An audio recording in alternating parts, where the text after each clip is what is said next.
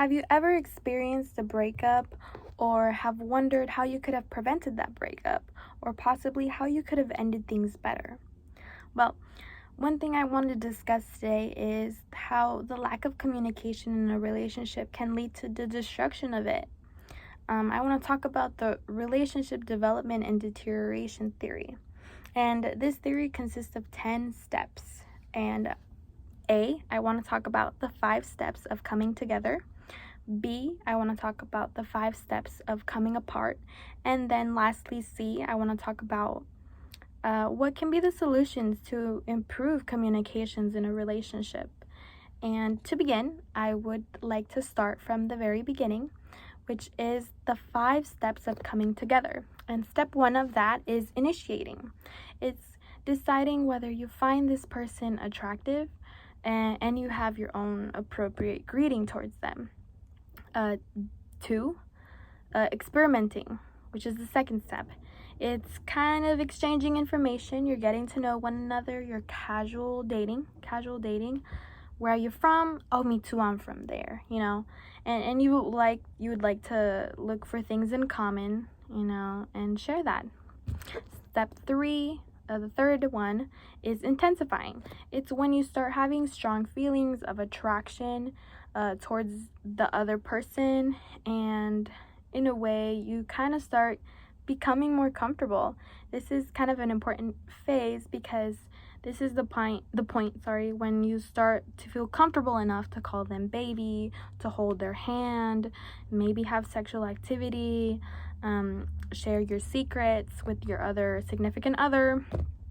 And it leads us to the 4th step, which is integrating.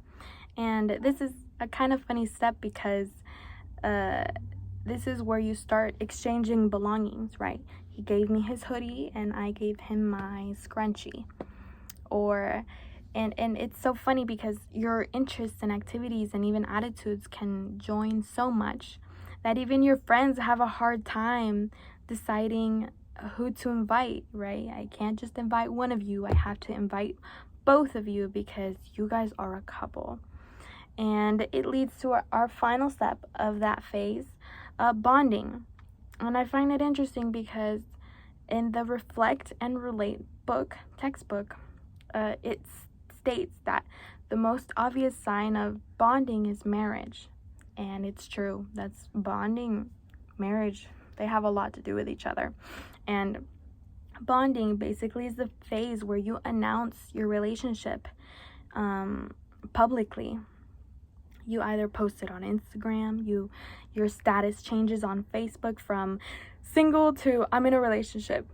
And that's the first 5 steps of coming together. And you see, let's move on to the second step, the second phase, which is coming apart. And then the first step of coming apart is differentiating. And this is when you slowly start seeing that there's actually lots of differences between you and your partner. Step 2, circumscribing. This is where you see problems between your partner and yourself and you just ignore it. Maybe if I ignored it, it'll go away. Step 3, stagnating. And this is a very crucial part and very unfortunate as well, just because the stagnating phase is when you begin to think that talking about your feelings and your problems is pointless. When you start to believe that it's just not worth it anymore and you just don't even want to talk about it. And I say this is unfortunate because people can remain in this phase for days, for months, or even years. And it just reminds me of a marriage. Marriage is pictured to be happily ever after. I'm forever in love with you. When in reality, people can go through this phase and even within their marriage, they can feel stuck. And it moves on to the next step, which is avoiding. Avoiding is the step where you can't even handle being in the same room with your partner.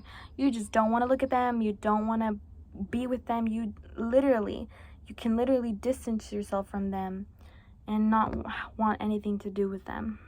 The last step, which is the sad step, but it's terminating, it's the breakup. It's where you and your partner finally conclude that you are no longer, you can't keep going with this relationship. It needs to end. And of course, everyone goes through this phase differently.